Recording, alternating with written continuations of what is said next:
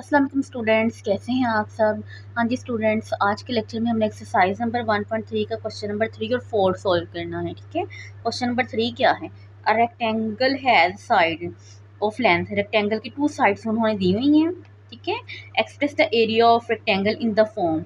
आपने रेक्टेंगल का area find करना है इस फॉर्म में, मतलब एक हो हमारे पास रैशनल, ठीक है, उसमें ऐड हो रहा हो एक इरेशनल नंबर्स। ठीक है, स्क्वायर रूट 2 वाला कोई नंबर हो, ए बी कोई भी, यहाँ पे ए की जगह भी कोई भी इंटीजर हो सकता है, बी की जगह भी कोई इंटीजर हो सकता है। We are a and b are integers. ठीक है, चलिए देखते हैं हमने इसको कैसे सॉल्व करना है। क्वेश्चन नंबर 4 क्या है।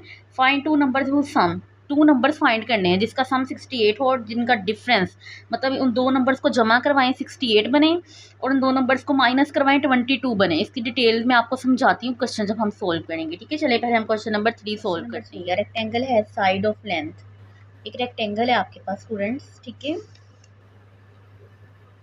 ये रेक्टेंगल है, उसकी लेंथ आपको दी हुई है।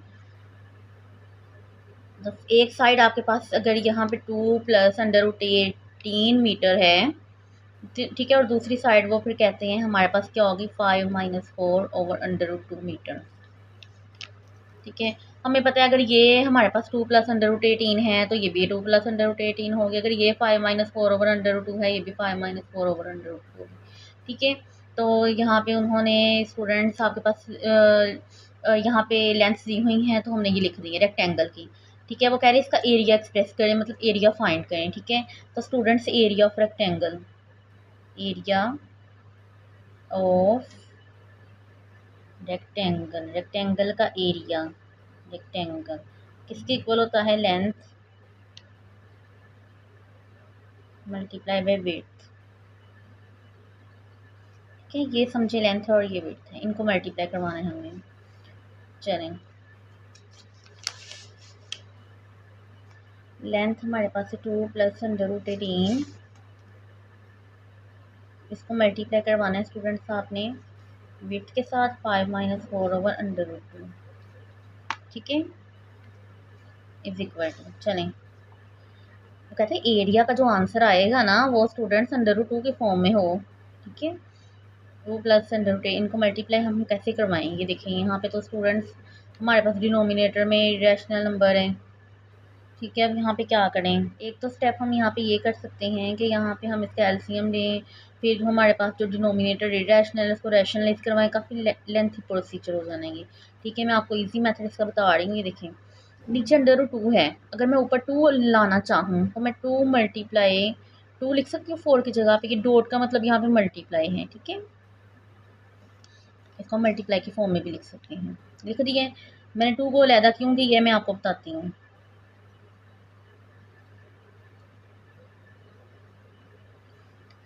ये 2 जो है इसको मैं 2 टाइम्स स्क्वायर रूट 2 लिख सकती हूँ ऐसे, ये वाला 2 भी ऐसे ही रहने दें, तो बस स्क्वायर रूट 2। इनमें से किसी एक 2 को मैंने 2 टाइम्स स्क्वायर रूट 2 में लिखा, क्यों लिखा, हम क्यों लिख सकते हैं, तो ये देखें इधर मैंने लिखा है 2 को, क्या लिखा है मैंने यहाँ पे स्टूडेंट्स, 2 टाइम्स स्क्वायर रूट 2 में, ऐसे ही। अगर मैं इन दोनों को मल्टीप्लाई करवाऊँ क्या बन जाएगा, होल का स्क्वायर और स्क्वायर रूट से कट हो गया, क्या रह गया 2। इसका मतलब है 2 को मैं 2 टाइम्स स्क्वायर रूट 2 में लिख सकती हूँ, इससे कोई फर्क नहीं पड़ता, वो 2 ही रहेगा। ठीक है, मैंने 2 को 2 टाइम्स स्क्वायर रूट 2 में क्यों लिखा, ताकि एक हो जाए स्क्वायर रूट, एक स्क्वायर रूट से ये डिनोमिनेटर वाले स्क्वायर रूट से कट।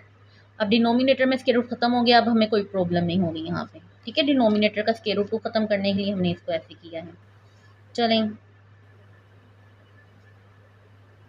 अब यहाँ पे हमारे पास क्या रह गया, एक 2 और एक उसको मल्टीप्लाई हो रहा है उसके साथ क्या, स्क्वायर रूट 2।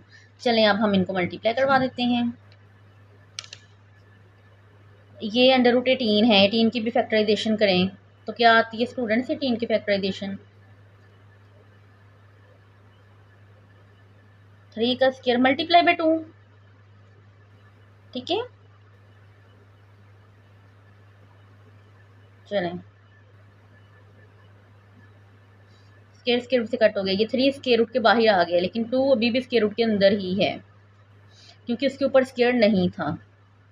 चलें, अब हम मल्टीप्लाई करवाते हैं इसे। ठीक है, आप डायरेक्टली भी इधर मल्टीप्लाई करवा सकते थे। मैंने 18 की क्यों फैक्टराइजेशन किया था कि वो भी स्क्वायर रूट 2 में ही कन्वर्ट हो जाए, फिर हम इजीली इसको मल्टीप्लाई करवा सकेंगे। चलें 2 को पहले इन दोनों के साथ मल्टीप्लाई करवाना है, ठीक है। 2 को पहले 5 के साथ मल्टीप्लाई करवाएंगे 10, फिर 2 को इसके साथ मल्टीप्लाई करवाया 2 2 ज़ा 4, अंडर रूट 2 ऐसे ही रहेगा क्योंकि हम अंडर रूट 2 जो अंडर रूट वाली वैल्यू है उसको अंडर रूट के साथ ही मल्टीप्लाई करवा सकते हैं। यहाँ पे 3 अंडर रूट 2 को 5 से मल्टीप्लाई करवाया, 5 3 ज़ा 15, 2 के साथ नहीं करवाना, अगर इसके ऊपर अंडर रूट होता फिर हमने इसको 2 के साथ करवाना, ठीक है। फिर 3 अंडर रूट 2 को 2 अंडर रूट 2 से मल्टीप्लाई करवाइए, एक प्लस में एक माइनस में, प्लस माइनस माइनस, 3 2 ज़ा 6 और अंडर रूट 2 कितने हैं 2, इसके ऊपर आ जाएगा होल का स्क्वायर।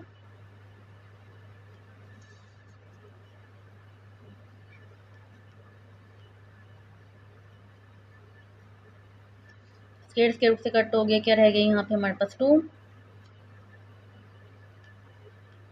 चलें ये दोनों अंडर रूट वाली वैल्यूज़ इनको हम प्लस माइनस करवा सकते हैं।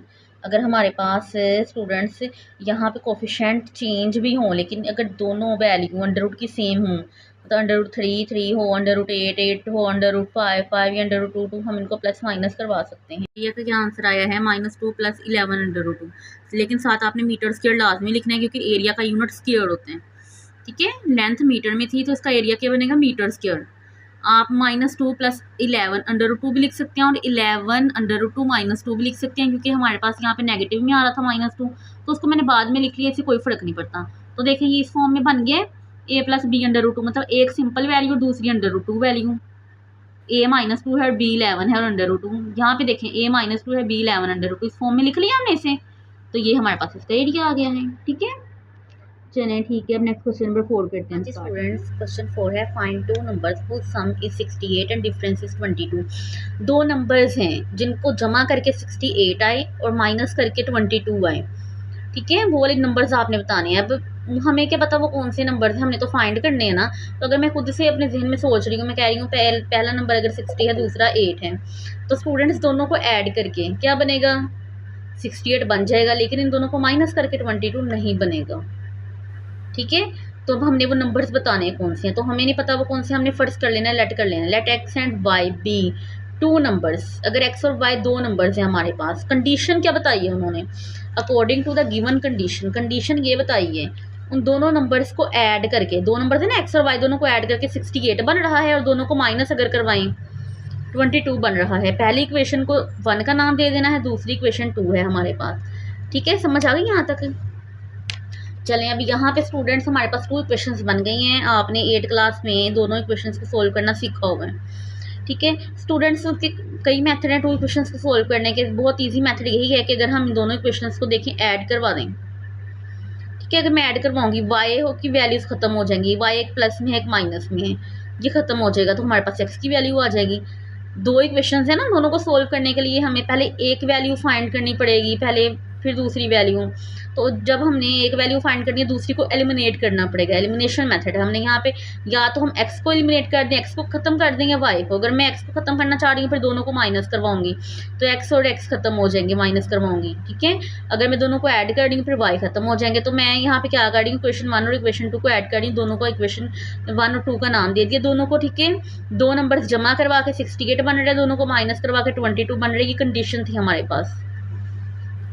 चलिए मैंने दोनों को ऐड करवा दिया, 1x और 1x 2x, ये प्लस माइनस कट हो गया, इन दोनों को ऐड किया 90 आ गया, ठीक है। 2 इधर मल्टीप्लाई, हमने x की वैल्यू निकालनी है, 2 इधर मल्टीप्लाई हो रहा है, इधर आके क्या हो जाएगा डिवाइड। तो स्टूडेंट्स हमारे पास x की वैल्यू यहाँ पे क्या आ गई है 45। अब आपको पता है जब एक वैल्यू आ जाए, फिर दूसरी वैल्यू निकालने के लिए इसी जो कोई एक वैल्यू आई होती है उसको दूसरी किसी भी इक्वेशन में पुट कर देते हैं, चाहे हम इक्वेशन 1 में पुट कर दें या 2 में। एक्स की वैल्यू 45 आई है, तो वो मेरी मर्जी है, मैं इक्वेशन 1 में एक्स की वैल्यू पुट कर दूँ या 2 में, ठीक है। इक्वेशन 1 में पुट कर देते हैं, एक्स की जगह पे 45 हम पुट कर देंगे, ठीक है।